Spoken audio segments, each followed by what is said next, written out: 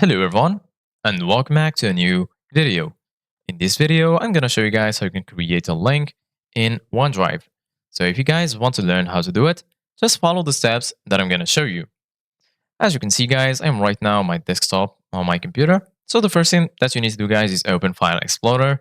If you don't find it here, just go to the Start menu and then search for it. Once you find it, click on Open, and then you're going to be here in this page. Once you're here, as you can see guys, in the left, you're going to find all of the sections. Here you're going to find Home, Gallery, and right here you're going to find OneDrive. Go ahead and right click on it. Then here you're going to find all of these options: copy, expand, open in new tab, open in new window, pin to quick access, and so on. Here you're going to find always keep on this device, free up space, and right here you're going to find OneDrive.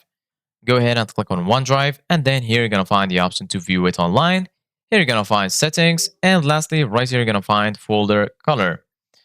First of all, go ahead and click on view online, and then this will take you to this page on the web. So basically guys, once you're here, in the left you're going to find all of these sections. Here you're going to find my files, recent, photos, shared, and lastly, here you're going to find recycle bin. So right now go to my files, and then here go ahead and choose the file that you want to create a link for. For example, this one. Go ahead and click on the three dots right next to it. And then here you're going to find preview, open, share, manage access, delete, move to, copy to, download, and so on. Right now, go ahead and click on share, and then just wait for the sharing menu to load. Then you're going to be right here. Once you're here, as you can see, guys, you're going to find copy link.